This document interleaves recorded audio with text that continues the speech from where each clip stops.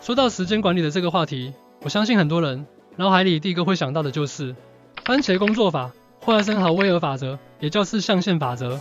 番茄工作法，它的操作原理很简单，设定好任务清单，把一个个待完成的任务都设定一个25分钟的完成时间，而且一次只做一个任务，每个任务完成后休息5分钟，再继续下一个任务。当完成了4个任务后，休息30分钟。番茄工作法的原创者叫法兰西斯科·希里洛。有一次在他准备大学期末考试的时候，为了逼自己能好好把某本社会学书籍的其中一个章节看完，就到厨房里拿了一个长得像番茄形状的表来给自己设定一个阅读时间。结果发现在这段时间里，他比以往更专注，心里也能更平静，阅读效率大大提升。这个方法能让我们更专注，并且提高我们的工作效率。这的确是一套很人性化也很科学的时间管理方法，设定一个25分钟的任务时间，这样能让我们保持在一个很专注的状态里去更高效的把一个个任务完成。间隔休息5分钟，让我们的大脑得到充分的休息，再继续下一个任务。而且在完成一次次任务过后，还能获得很好的成就感，鼓励我们拥有更多的动力继续进行下一个任务，避免拖延。这看起来是非常正向的循环，但是当我们使用这套时间管理法一段时间后，我们就会发现它好像没办法帮我们创造更多的时间。我们每天都有很多任务要完成，在完成任务的过程当中，还会有很多意料之外的琐事要去办，结果就会变得好像越忙越没时间那样。针对任务太多，完成任务的效率提升，也没办法处理完所有任务的这个问题。有人就提出了在番茄工作法的基础上，使用艾森豪威尔法则来帮助我们解决这类问题。艾森豪威尔是美国第34任总统，在他任职总统期间，就是利用他自创的4象限法则来处理有关国家和自己生活的各个大小事务。他把日常工作以重要紧急程度进行优先排序。第一类是重要紧急的任务，比如办公室突然失去互联网，你必须马上处理，否则公司会因此损失巨大。第二类是重要但不紧急的任务，比如保持身体健康很重要，但是没有一个截至日期，你不需要现在就马上开始做。第三类是不重要但紧急的任务，比如安排约会虽然很紧急，但是你不会像参加公司会议那样重要，如果有更重要的事要急着处理，约会是可以安排改期，也不会影响你的工作。最后一类是不重要也不紧急的任务，艾森豪威尔认为这类任务基本是可以忽略掉的，比如看电影、与朋友喝茶聊天这类任务，唯有选择忽略，我们才能有更多的时间来处理前3类的任务，这才是更好、更有效率利用时间的方法。番茄工作法加上艾森豪威尔法则一起使用，我们会发现，我们人生似乎开挂了一样，能处理事情的顺序和效率都得到显著的提升了。自己一天的时间似乎从24小时增加到了48小时，可以做很多的事。但是聪明的人很快就会发现问题了，我们每个人似乎都高估了自己时间的掌控能力。就算任务布置的再好，完成工作的效率再高，我们又能以这样的状态维持多久呢？我们似乎忽略了人是会有懒惰的时候，是会有不想工作的时候，也是会有计划被别的事情打乱的时候。那有没有更高维度的时间管理方法，能帮助我们解决所有时间管理会遇到的问题呢？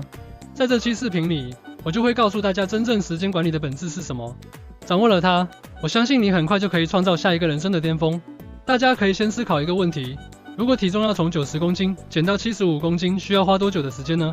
一般我们会认为至少半年到1年左右的时间才能靠维持少量的饮食和不断的运动达成。但是为什么就会有一小类的人能在3个月甚至更短的时间减去15公斤呢？这是时间管理出现问题了吗？这显然不是，因为你即使有再多的时间，你也很难在这么短的时间里减去15公斤，要不然也不会有那么多有钱又有闲的宝妈们整天喊着减肥很难了。那会是减肥方法出错了吗？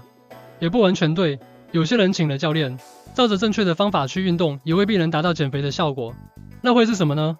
答案是一个人的自律能力，没人会因为极度自律而没办法达到目标的吧？换句话说，自律能力极强的人，就算时间有限，能力有限，他也还是能在规定的时间里完成任务。每个人都希望自己每天都能完成很多事，但总有一个目的，对吧？比如赚更多的钱，或提升自己的能力。那为了更快达到我们的人生目标，我们就会认为说时间越多，我们就越容易达到我们的目标。所以我们就一直很希望能找到一些有关提升工作效率或时间管理的书籍来看。其实这是非常错误的观念，这类书看得越多，我们反而会更迷茫，甚至制造更多的焦虑而已。对我们达成目标根本一点帮助也没有。掌握时间管理的目的就是提升自我，帮助我们创造更辉煌的人生。其实本质上就是自我管理，越自律的人，他的时间管理自然就好。这是很多时间管理书籍不会提到的事，也就是我们为什么看了这么多时间管理的书籍，也没办法改善我们生活的原因。我们不能期待透过掌握更多时间管理的方法来让自己完成更多的目标。牛人之所以能把自己的时间发挥到最大化，并完成很多的任务，不是因为他们掌握了很好的时间管理方法，而是他们本身就拥有很好的自我管理能力，这样才能驾驭好时间管理的方法，为自己创造更多的时间，从而创造出更多的人生价值。他们在做任何一个决策之前，都会想，我花了这段时间，能不能得到我要的结果？如果不能，那他就会在思考这时间该怎么花，来达到他的目的，而不会先考虑到手的任务应该怎么去完成。换句话说，他们会抛弃对他们人生目的毫无关系的任务，否则你有再多的时间，也没办法把所有的任务完成。为什么说时间管理的本质其实就是自我管理的能力呢？我们知道我们每个人每天都有很多的事情要处理，就算把每天的任务清单都在前一天列出来了，但是常常会面对在完成重要任务的过程当中出现其他的状况，比如在你的计划里，你每晚都必须健身2小时，但是刚好今天你朋友从国外回来找你聚一聚，这时候你该怎么做决策？还有，假设你早上上班被领导骂了，你一整天情绪都很低落，你还有心情去健身吗？我想大部分人遇到这些问题，都会想，今晚先不去健身，明天再看怎样，对吧？所以说，从这几个例子我们就可以看出，我们每个人对自己的时间其实不是拥有绝对的把控能力的。也就是说，你如果没有很强的自我管理能力，没办法很好的控制你自己，控制好你的情绪和时间，你是很难如常在规定的时间内完成你的计划的。那说了那么多，我们到底应该怎么做，才能真正掌握时间管理的方法，帮助我们创造更多的时间，达到我们的人生目标呢？假设你正在健身，你家人叫你帮忙买菜，这时候你可以想一下，这件事你能不能拒绝？如果不能，因为只有你会开车，你必须去超市买菜，否则今晚全家就得饿肚子了。那么，你可以再想，是否能交代第三方来帮你处理买菜这件事呢？比如你的兄弟或你朋友呢？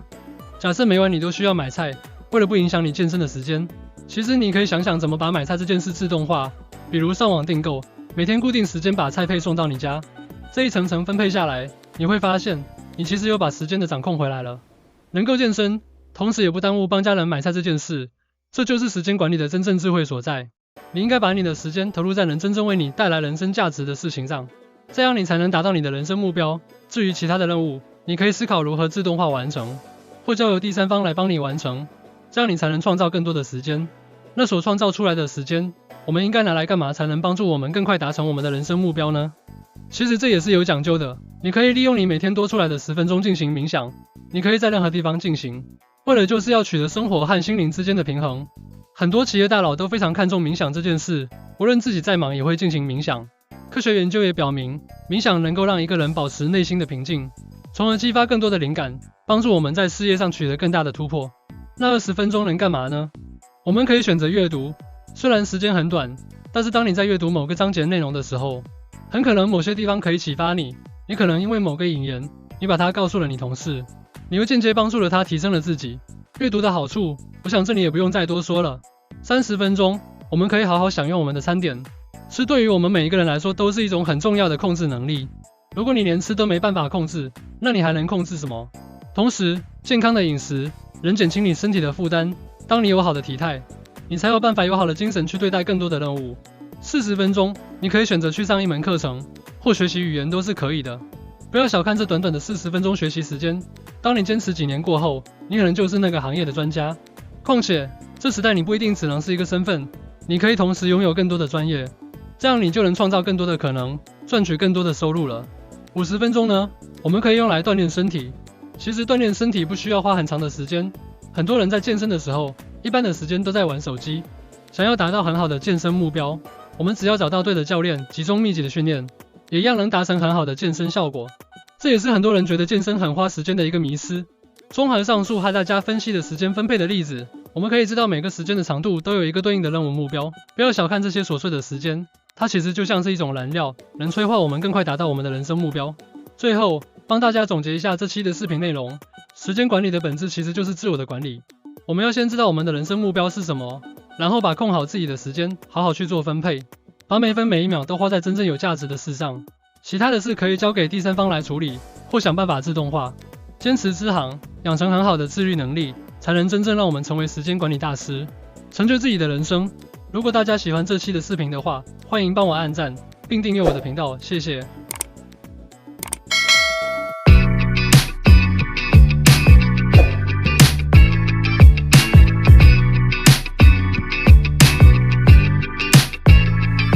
mad funky right here. And you gotta know when it's funky, man. You know,